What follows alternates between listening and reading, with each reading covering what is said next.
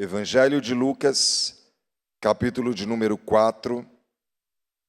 A leitura será feita do versículo de número 16 até o versículo de número 21. Lucas 4, 16 a 21. Amém? Ou alguém me ajude? É facinho os evangelhos, viu, gente?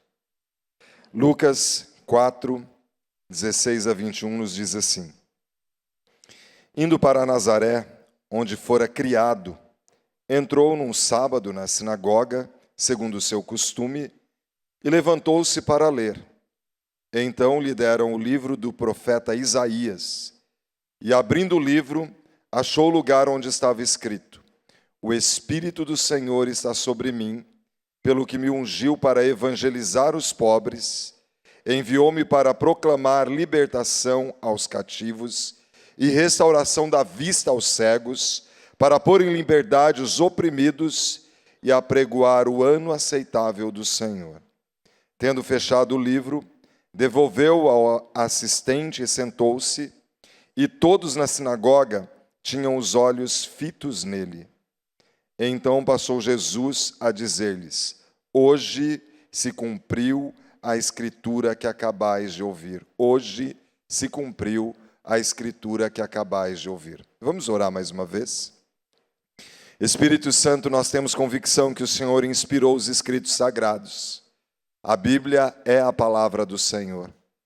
E nós queremos pedir que o Senhor traga a iluminação agora. Eu me lanço em teus braços para que eu seja um canal para abençoar a vida da tua igreja reunida nesta noite.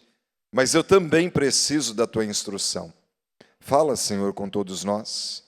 Que o Senhor, Espírito Santo, quebrante o nosso coração na tua presença e o Senhor manifeste o teu poder, o teu nome seja engrandecido e glorificado e a tua verdade encontre lugar no nosso coração.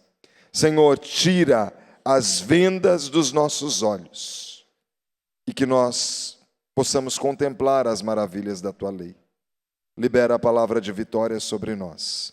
Em nome de Jesus. Amém e amém. Graças a Deus.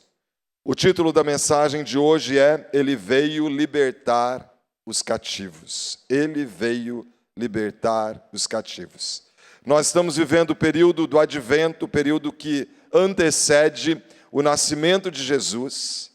E qual foi a motivação do Pai em enviar o Filho para que ele se tornasse um de nós? Ele veio para libertar os cativos. Eu não sei se há alguma situação na sua vida, porque todos nós estamos num processo, numa caminhada, e eu tenho percebido que a salvação ela é um processo, e à medida que nós caminhamos, nós estamos experimentando santificação, e nós temos muitas vezes áreas da nossa vida que ainda precisam de conversão. Há muitas vezes áreas da nossa vida que nós precisamos de libertação.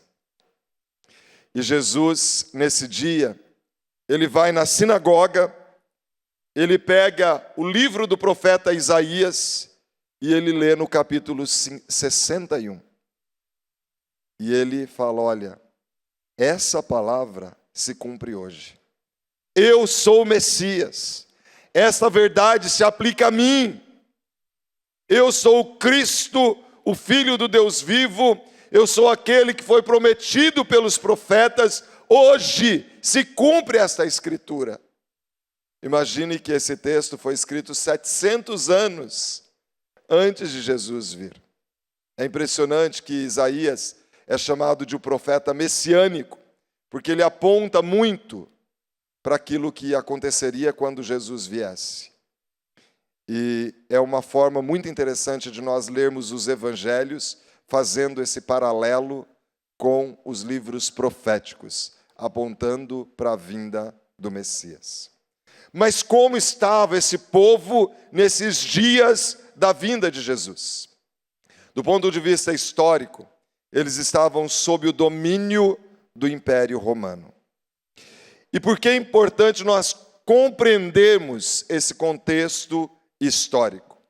Porque o Império Romano, no seu sistema de governo, era um sistema opressor. Era um sistema focado no imperador e na liderança, quase como um deus, digno, na opinião deles, de ser venerado, cultuado, e o povo um serviçal deles. Então esse povo estava debaixo de um governo pagão e opressor. Agora imagine você viver dessa forma. Nós vivemos dias que, às vezes, a gente é liderado por gente pagã, e aí o pagão, ele não tem limites, ele negocia princípios, ele não tem medo de oprimir o povo, principalmente com os pesados impostos, e do ponto de vista econômico não era diferente naqueles dias. Aquele povo estava oprimido, e do ponto de vista econômico, em crise financeira, quase que só trabalhando para atender às necessidades do governo. Do ponto de vista espiritual, presos a rituais. Eles estavam presos aos rituais da religião judaica, a ponto de muitos deles se acharem muito superiores espiritualmente, porque eles cumpriam à risca os rituais. E hoje não é muito diferente. Muitas pessoas se sentem superioras porque elas cumprem o ritual da religião.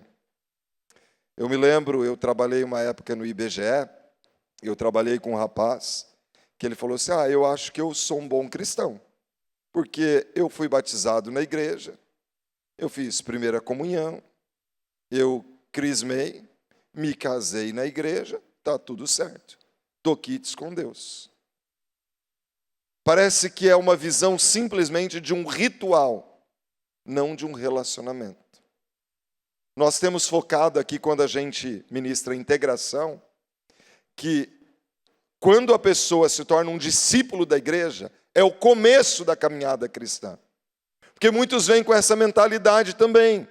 Eu fiz as etapas de libertação, eu fiz a integração, agora eu fui recebido como um discípulo, está tudo certo. Mas o batismo é um rito de iniciação. Significa que eu compreendi que há um verdadeiro mediador entre mim e Deus, eu confesso a Jesus, eu professo publicamente que Ele é o meu Salvador, e agora eu vou proclamar essa virtude, eu vou servir a Ele, porque eu entendi essa verdade. Mas naquele contexto, o povo estava preso à religião. Então um povo sem esperança, porque um governo opressor e pagão, a religião simplesmente cumprindo rituais, um povo sem esperança. E aí havia a promessa da vinda do Messias. Como que eles imaginavam esse Messias? Há um grande rei. Esse rei, ele vem, e ele vem para governar de uma forma diferente. Ele não vai oprimir a gente com os pesados impostos. Ele vai trazer solução para essa desigualdade social que existe. Nós vamos ter acesso a saneamento básico, à saúde, a economia vai estar estável, então nós vamos ter qualidade de vida também, porque nós teremos lucratividade. Eles imaginavam um rei dessa forma. E por isso eles têm dificuldade de entender que Jesus é o Messias. Porque Jesus vem para trazer esperança do ponto de vista espiritual para aquele povo, e eles não compreenderam isso. E nós estamos aqui hoje, e eu e você precisamos entender que existe uma solução. Jesus, ele disse que existe uma solução. Ele disse, o Espírito do Senhor está sobre mim, pelo que Ele me ungiu para evangelizar os pobres. Ele diz, enviou-me a proclamar libertação aos cativos e restauração e vista aos cegos, para pôr em liberdade os oprimidos. Como está o seu coração? O que tem prendido a minha vida e a sua vida tantas vezes? Você de fato se sente essa pessoa livre? Como está o seu coração neste dia? Quantas pessoas angustiadas, coração apertado, com medo, com insegurança, sem esperança. E talvez muitos de nós aqui podemos nos identificar com aquele povo que estava ali, sem esperança, porque o sofrimento era grandioso. E parece que quando a gente está no turbilhão de sofrimento, a gente vai perdendo a esperança, parece que a gente não vê uma possibilidade de sair. Mas nós temos um Deus que opera milagres. Eu não sei se você tem essa convicção de que Deus, Ele cuida dos detalhes da nossa vida. Ele é provedor da nossa vida. Deus, Ele cuida de situações que a gente nem imagina. Ele é o Deus da providência.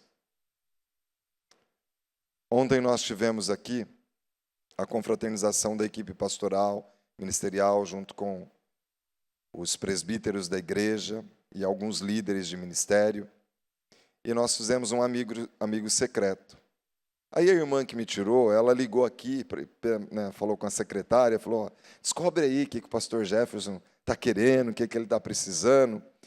E aí eu falei, Lu, aí a secretária ligou para minha esposa, descobre, né, vê se descobre o que. Aí eu falei, olha, na verdade eu queria um perfume, mas o perfume vai ficar mais caro do que o limite do presente que foi dado. Eu falei, fala para ela dar a pessoa dá o que tiver no coração dela. E aí, ontem à noite, né, me aprontando, eu fui passar um perfume, mas um cheiro amadeirado, parece que a gente vai mudando o gosto, né? Aí eu falei, nossa, Deus podia mandar uma pessoa para me dar um perfume assim, bom, né? E aí, falei, eu e ela nos arrumando ali, né? E aí tá, não foi a irmã que me tirou, ela me deu uma camiseta muito bonita, mas ela não deu o perfume. Aí tá, aí hoje de manhã a Raquel falou assim, ai, pastor, não vi o que você ganhou, o que você ganhou e tal, né? Ela estava lá, mas ela não estava lembrando. Aí estava eu, a Marli, o pessoal que trabalha aqui, eu falei, olha, eu ganhei, mas a tua esposa falou não sei o quê. Eu falei assim, olha, na verdade, eu estou querendo um perfume desses mais fresh, mais azulzinho, assim, sabe? Até compartilhei com a minha esposa um perfume da Náutica, né? Mas quando ela foi ver, já tinha saído para ela comprar, né, no Amazon. Já tinha saído de promoção. Aí ela não comprou. Aí tá, terminei de falar, entrei na minha sala, voltei para recepcionar a próxima pessoa, chegou um irmão com um presente para o pastor Emerson. Aí ele me viu e falou assim, pastor, que bom que eu te encontrei aqui, eu tenho um presente no carro para você também.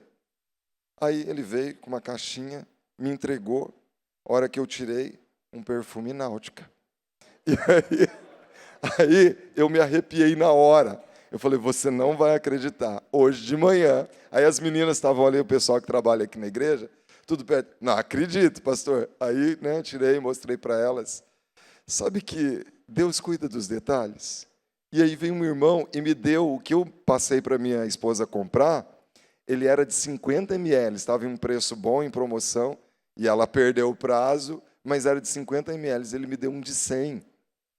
Veja, porque Deus é Deus da provisão.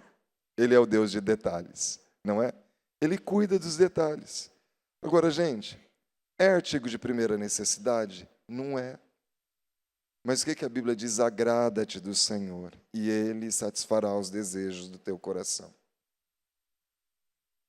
Ele veio para trazer libertação. Ele é nosso Deus provedor. E eu e você precisamos descansar nesse Deus que enviou em Cristo a maior de todas as provisões. Sabe por quê? Sem Cristo, o nosso destino seria a perdição eterna. Sem Cristo, nós iríamos para o inferno. E eu não sei como está a sua realidade de vida hoje. Mas sem Cristo não tem eternidade. Então, ele veio libertar os cativos, e eu e você precisamos compreender o que isso significa para nós. Ele veio libertar os cativos, e quem são esses cativos? Vamos observar o texto. Enviou a proclamar libertação aos cativos. Qual é o maior cativeiro para o ser humano? Muitas pessoas estão se tornando escravas do pecado. Esse é o pior cativeiro do ser humano. Eu tenho percebido pessoas que ficam com um pé nas coisas de Deus e um pé nas coisas do mundo. É como se estivesse com pés em dois barcos. Uma hora um vai para um lado, outro para o outro. Você cai e o jacaré te devora. Ou nós somos crentes ou nós somos crentes. Lá em Apocalipse, Jesus disse, olha, porque não é frio nem quente, eu estou a ponto de vomitar. Vocês me fazem passar mal, porque vocês não se posicionam.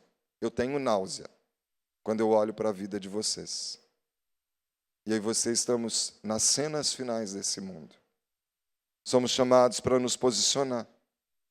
Porque eu tenho visto muitas pessoas que se dizem cristãs, mas vivem em relacionamento ilegal, não se posiciona, não se conserta, vivem na prostituição, trapaceia nos negócios, vive uma vida de mentira e de ilusão, a ponto de falar tanta mentira que começa a acreditar na sua mentira e acha que está enganando todo mundo. As pessoas, às vezes, para manter o bom relacionamento, silenciam. Mas a gente percebe quando o outro está mentindo, não é verdade? Mas você vai ficar batendo de frente com a pessoa, falando, olha, isso é mentira, e criar um atrito ali. Aí, às vezes, para manter o bom relacionamento, a gente se cala. Então, a gente tem visto tantas pessoas assim, presas à pornografia. Gente que não é confiável. E na força do nosso braço a gente não consegue vencer. É só em Cristo. É pelo poder do Evangelho. Ele veio libertar os cativos. No Evangelho de João, capítulo 8, versículo 31, Cristo diz que todo aquele que comete pecado é escravo do pecado. No sentido daquele que é praticante, não é no sentido de deslize. Porque não tem ninguém de nós aqui que é perfeito, gente. Todos nós pecamos e por isso a gente precisa de Jesus.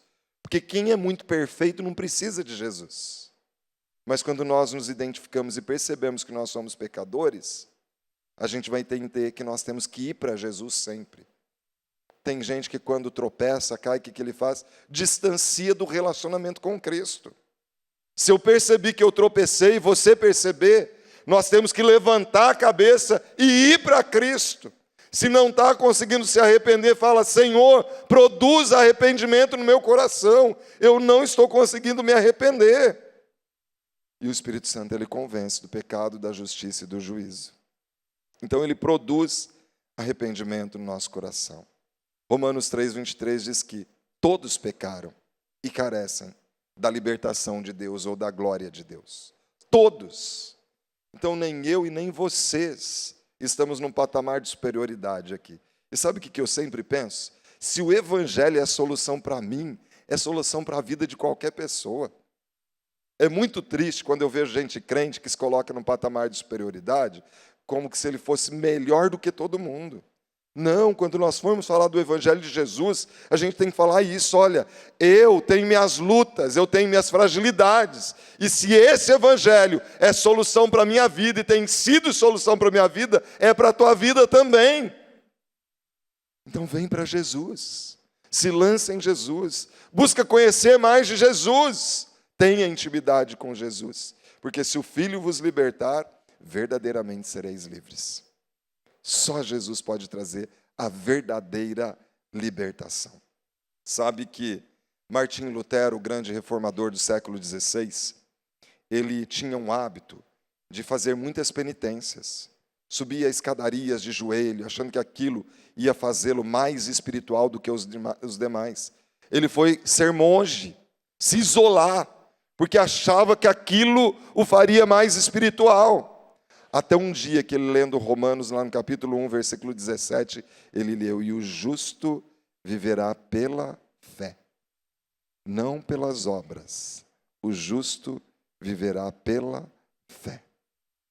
Quem é esse justo? Aqueles que foram justificados diante do tribunal de Deus, porque compreenderam que Jesus é o único caminho para chegar ao Pai. E foi ele que disse em João 14,6, eu sou o caminho e a verdade e a vida, e ninguém vem ao Pai, senão por mim. Sabe que ele entendeu que tudo aquilo que ele fazia não tinha sentido. Na verdade, essas atitudes anulam o sacrifício de Cristo, porque se for assim, né? Se eu tiver que fazer alguma coisa a mais, por que Jesus morreu? Do que adiantou ele ter pago? Então, essa atitude demonstra que a pessoa ela está, na sua atitude, anulando na sua vida o sacrifício de Cristo. É claro que ninguém consegue anular o sacrifício de Cristo. Ele fez um sacrifício. Mas essa atitude demonstra assim, não tem valor para a minha vida o sacrifício de Cristo. Se ele pagou alto preço no meu lugar, por que eu ainda tenho que ser punido? Se eu fui aceito por ele, alcançado por ele, liberto por ele. E Lutero, então, ele pôde entender que pela graça é possível ser salvo. Efésios capítulo 2, versículo 8 a 10 diz assim: pela graça sois salvos, como? Mediante a fé. Isso não vem de vós, quer dizer, não é uma iniciativa tua, é um dom de Deus, não pelas obras, para que ninguém se glorie, pois somos feitura dele, criados em Cristo Jesus para as boas obras. Ou seja, há pessoas que acham que ele pode comprar a salvação com as suas boas obras. Aí mantém creches, asilos, orfanatos e distribui um monte de cesta básica. Quer dizer que quem tem mais dinheiro compra a salvação? E quem não tem, como que fica? A salvação é pela fé em Cristo. As obras, elas devem ser um resultado na vida do cristão. Porque nós fomos criados em Cristo Jesus para as boas obras. Ser cristão, a palavra cristão significa pequenos cristos, ou seguidores de Cristo. Se Cristo tivesse no nosso lugar, ele traria o quilo do amor? É claro que traria. Então, porque nós já somos salvos, é que nós fazemos as boas obras, para que Cristo seja visto em nós. Não porque nós vamos ganhar a salvação pelas obras, mas porque nós já temos a salvação por meio de Cristo. Ele pagou o preço da nossa sentença. Ele nos substituiu naquela cruz. O nosso destino era a perdição eterna e por misericórdia ele nos resgatou. Então, eu e você precisamos entender que Jesus ele veio para nos livrar do cativeiro do pecado. Ele veio para libertar os cegos espirituais. Não é isso que ele está dizendo ali? Ele veio para trazer vista e restauração aos cegos. E sabe, há muitas pessoas que muitas vezes têm vivido assim, em vãs filosofias. São pessoas que se dizem ateias e aí elas são deusas de si mesmas, né? Pode ver que muitas dessas pessoas que são ateias têm, às vezes, uma excelente formação acadêmica e o que ela gosta de apresentar é que é doutor nisso, naquilo ou naquilo outro. Eu sou formado em grandes ciências, eu sigo uma filosofia, uma ideologia. Sabe que tudo isso é um vazio em si mesmo. É uma necessidade de algo que Deus criou em nós. Nós fomos criados para adorar a Deus. E enquanto a gente não se entrega totalmente a Deus, vai ter esse vazio existencial. E por isso há muitas pessoas que vivem. A Bíblia diz que é um povo cego sendo guiado por guias cegos. Cria um monte de adoradores veneradores, na sua sabedoria humana. Mas o destino deles, infelizmente, é um umbigo. Né? A glória é olhar para si mesmo. E eu e você temos que pensar o que nos motiva a adorar a Deus. Porque na segunda carta do apóstolo Paulo aos Coríntios, capítulo 4, versículo 4, ele diz que o Deus deste século cegou o entendimento desses incrédulos, que se dizem às vezes até ateus. Quem é o Deus desse século? Satanás e seus demônios. Eles se acham tão inteligentes, tão sábios, mas a Bíblia diz que o temor do Senhor é o princípio da sabedoria. Se Deus é o ser mais inteligente desse universo, e nós desconhecemos o futuro, quem deveria nos guiar? A que a gente deveria recorrer antes de tomar qualquer decisão? Quem sabe qual é a situação ou a decisão melhor para nós? Então, muitas vezes, há pessoas que estão cativas da sua própria sabedoria. Mas ele veio libertar, então, os escravizados pelo pecado, os cegos espirituais, mas também os oprimidos pelos falsos sistemas religiosos. Como eu disse aqui, é gente que fica preso só aos rituais. E sabe, há muitas pessoas que se acham mais espirituais por causa dos usos e costumes. Tem gente que prega, ó, só na minha igreja vai ser salvo. Ué, e não é Jesus que salva? Não é placa de igreja que salva, é Jesus. Quando alguém começar a pregar, isso é seita. Só essa igreja salva, isso é seita. Quem salva é Jesus. E eu e você fomos chamados para pregar a esse Cristo. É claro que nós precisamos ter uma organização, porque a obra do Senhor não pode ser feita relaxadamente. Mas não é uma denominação que salva. Ou então, aquelas pessoas que ficam presas aos usos e costumes. Ah, a mulher não corta o cabelo, não usa calça comprida, então é mais crente que o outro. Não é? O homem não usa barba, é mais crente que o outro. Isso, a Bíblia fala que é culto de si mesmo. A Bíblia diz que nós não temos que ficar presos a dias de festa, sábados, luas novas. Tudo isso são sombras daquilo que haveria de vir. É claro, eu não estou apoiando ninguém e pelo caminho da sensualidade, não. Porque a Bíblia condena a sensualidade. Mas não significa que é a roupa que salva. Quem salva é Jesus. Então, há pessoas que condenam muito a adoração a uma estátua, mas estão presas a rituais também. Ou nós somos livres em Cristo Jesus, ou nós somos livres em Cristo Jesus.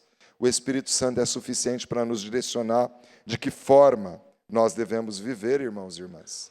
Então, eu e você precisamos entender quais são os passos aqui para nos libertar dessas coisas que muitas vezes nos prendem. E a gente acha que é livre muitas vezes.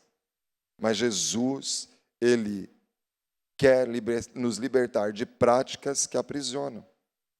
Há pessoas que têm depositado a sua fé no horóscopo, num trevo de 4 folhas, na nota de $1 dentro da carteira, achando que aquilo vai atrair dinheiro. Bater na madeira, achando que aquilo vai... Os rituais, uma ferradura atrás da porta, achando que aquilo vai trazer dinheiro. Tudo isso é ídolo, gente. A nossa sorte está em Jesus. Então, eu e você somos libertos desse cativeiro. Nós somos livres disso. E sabe de uma coisa? Tem gente que vai por esse caminho aí e ele começa a acreditar naquilo. E no meio cristão tem gente que vai atrás de umas mães de Ná por aí também, que adivinha futuro, viu? Toma cuidado. Toma cuidado. Às vezes fala o óbvio, a pessoa acha o máximo. Paulo fala que esse povo ele sente coceira no ouvido. Fica correndo igual criança agitada de um lado para o outro. Gente, fica com a palavra. 2 Timóteo 4, prega a palavra. Insta, quer seja oportuno, quer não, corrige, repreende, exorta com toda longanimidade e doutrina, porque haverá tempo em que não suportarão a sã doutrina. Cercar-se-ão de mestres, segundo a sua própria cobiça, como que sentindo coceira nos ouvidos, vão se recusar a ouvidos à verdade, se entregando a fábulas. Tem que tomar cuidado, viu? Fica com a palavra. Fica com a palavra. Cuidado. Sabe que eu tenho visto em algumas pessoas meio de vida. Que daí um dá um dinheirinho aqui, dá não sei o quê, e vai encontrando um meio de vida.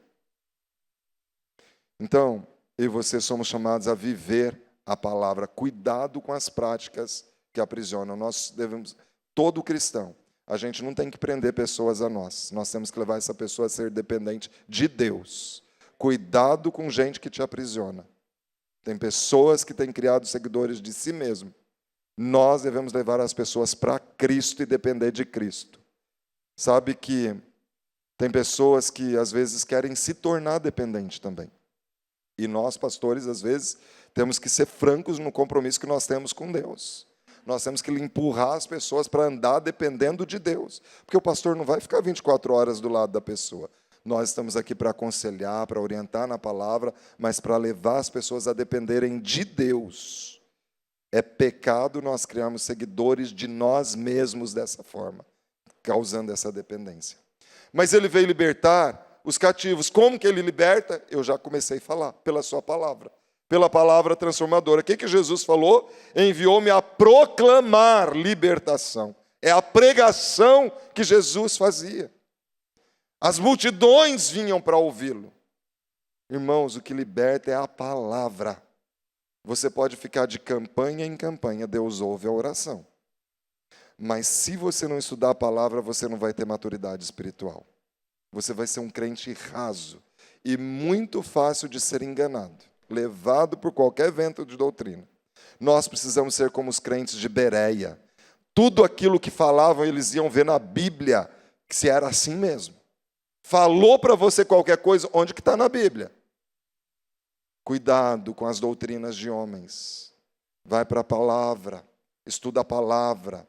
Ela é lâmpada para os nossos pés e luz para os nossos caminhos. Então, viva a palavra. Foi o que aconteceu com Lutero. O evangelho é poder de Deus para todo aquele que crê. Nós cremos num evangelho que é poder de Deus. E por isso nós vamos viver esse evangelho, que é poder de Deus, que liberta o aprisionado, o cativo. Eu e você somos libertos pelo sacrifício da cruz. A palavra nos liberta, o sacrifício da cruz nos libertou. O escrito de dívida que havia contra nós foi rasgado naquela cruz. E as últimas palavras de Jesus naquela cruz foi tetelestai. O que significa tetelestai? Está pago. Essa era uma palavra comum no comércio. Quando alguém tinha uma nota promissória e vinha lá pagar, ele carimbava e ele dizia, tetelestai, está pago. O meu sacrifício é suficiente para que vocês sejam salvos. O meu sangue purifica vocês de todo o pecado. Não é isso que diz a palavra?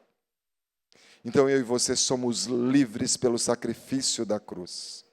E há gente que às vezes fica nessa dúvida. Eu recebi a Jesus, mas eu recebi a Jesus. Espera aí.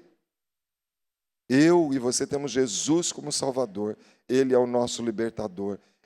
Romanos 8:1. Nenhuma condenação há para aqueles que estão em Cristo Jesus. Quem os condenará? Foi Cristo que morreu por nós. Não tem condenação para quem está em Cristo Jesus. E por isso eu e você devemos caminhar com esse povo livre, que fomos libertos, porque nada pode nos separar do amor de Deus que está em Cristo Jesus. Nós somos libertos pela palavra, pelo sacrifício de Jesus. Nós somos libertos porque o Espírito Santo, ele nos convence do pecado, da justiça e do juízo. Ele aplica a obra redentora no nosso coração. O Espírito Santo, ele ministra. No fundo do seu coração, quando você tem alguma atitude errada, quando eu tenho uma atitude errada, o Espírito Santo fala, Jefferson, você não deveria estar fazendo isso. Só que daí a nossa carne quer prevalecer e a gente quer ir por um caminho que às vezes parece mais fácil, a porta que é larga, não é? E eu e você, às vezes, não damos ouvidos à voz do Espírito Santo, mas Ele está falando. Eu e você precisamos ouvir essa voz. E ouvir no sentido de obedecer. Porque nós sabemos o que nós devemos fazer. Nós sabemos como nós devemos caminhar. Então Ele veio para nos libertar. E eu e você precisamos entender por que Ele nos liberta. Para o quê? Qual é o propósito de Deus nos libertar? E pôr em liberdade os oprimidos. Tem gente que fala que é crente, mas parece que vive oprimida o tempo inteiro. Parece que não toma posse, não se apropria da liberdade que há em Cristo Jesus. Ele veio para a liberdade dos oprimidos, versículo 18. Sabe, irmãos e irmãs, no capítulo 1 Pedro 2,9, diz o seguinte, vós, porém, sois geração eleita. Quem que ele está falando? Quem tem Jesus como Salvador.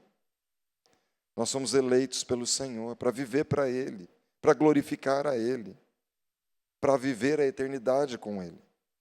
Vocês são uma raça eleita. Aquele povo lá de Israel, eles se consideravam a nação santa eleita. Hoje, todos que confessam a Jesus são o novo Israel de Deus. Eu e você somos o novo Israel de Deus. Nós somos todos que têm Jesus. São essa raça eleita. Sacerdócio real. Eu não preciso de um sacerdote para ser o mediador a não ser Jesus, porque Ele é o perfeito sumo sacerdote. E eu e você podemos falar diretamente ao Pai por meio de Jesus Cristo, porque nós vivemos o tempo do sacerdócio real. Nós somos uma nação santa. chamados para uma vida de santidade.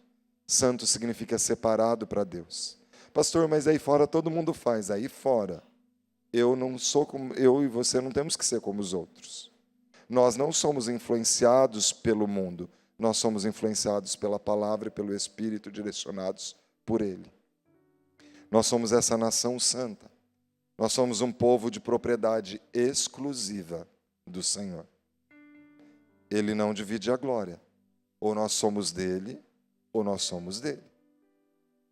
Nós somos um povo de propriedade exclusiva dele. Mas tem um propósito, a fim de proclamar as virtudes daquele que nos tirou das trevas para a sua maravilhosa luz. Por que ele nos liberta? Para que nós possamos sim viver para adorá-lo, mas também para proclamar que Jesus é o Messias, o libertador que haveria de vir. Para que aqueles que estão escravizados pelo pecado sejam libertos pelo Evangelho que transforma e possam ter essa vida de liberdade plena em Cristo Jesus. Eu e você somos chamados para servir o nosso próximo. Louva a Deus pela vida de todos que estão servindo. Quem toca, está nos servindo. Quem lidera uma célula, está servindo. Quem recepciona, está servindo. Quem está na torre intercedendo pela igreja, está servindo. Quem está nos bastidores e você não está nem vendo, está servindo. Quem está filmando, está servindo porque a gente lá em casa está sendo ministrado na palavra. Quem está lá atrás, cuidando da projeção, está servindo. Por quê? Porque Jesus não veio para ser servido. Ele veio para servir e dar a sua vida em resgate de muitos. E o nosso modelo é Jesus. Por isso que é muito difícil a gente ver crente esquenta banco. Porque discípulo de Jesus, ele serve. Pelo menos um dom você tem. Então, nós somos chamados, por que Deus nos libertou? Para servir. Servir o nosso irmão, orando por ele, compartilhando uma palavra, encorajando, impulsionando. Isso é a família da fé. Eu e você fomos chamados para proclamarmos que há liberdade em Cristo Jesus. Eu e você somos o povo mais livre da face da terra. Às vezes a gente quer andar pelo padrão do mundo. Gente, nós que conhecemos a palavra, nós conhecemos mais de Deus do que o povo daí de fora. E por que a gente fica se espelhando no povo daí de fora em vez de se espelhar no povo de dentro? Então eu e você somos chamados para entender que nós somos embaixadores. E embaixador, ele tem uma função toda especial em uma terra estranha, não é? Nós somos forasteiros aqui. Aqui a nossa pátria não é essa. Nossa pátria é celestial. Mas o embaixador, ele defende as causas do seu país onde ele está. E eu e você estamos em terreno celestial. Sabe por quê? A embaixada, mesmo que ela estiver em outro país, aquele terreno é considerado terreno do país de origem. E aí você, onde nós estamos, onde nós pusermos a planta dos nossos pés, ali é um terreno celestial, porque é a igreja que está delimitando esse território. Nós somos embaixadores para defender as causas e lutar pelas causas daquele que nos enviou. Nós somos forasteiros aqui, mas um dia nós estaremos definitivamente na nossa pátria celestial, desfrutando da presença plena do libertador, Jesus, o Cristo que haveria de vir. Mas enquanto nós estamos aqui, nós podemos experimentar já aqui uma amostra do que será a eternidade. Porque a Bíblia diz que até aquele que deixa pai e mãe por amor a Cristo, encontra nessa vida ainda o galardão. Então, quem são os cativos? Aqueles que estão aprisionados pelo pecado, pelo inimigo da nossa alma, pelos rudimentos desse mundo. Como ele nos liberta? Através do Evangelho, do sacrifício de Cristo, pela aplicação da obra salvífica do Espírito Santo. E por que ele nos liberta? Para que eu e você possamos viver uma vida de santidade, servirmos ao nosso próximo e proclamarmos que em Cristo há liberdade para todo aquele que vai a Ele. E por isso ele diz, venham a mim, todos vós que estão cansados, sobrecarregados, e eu tenho descanso para vocês.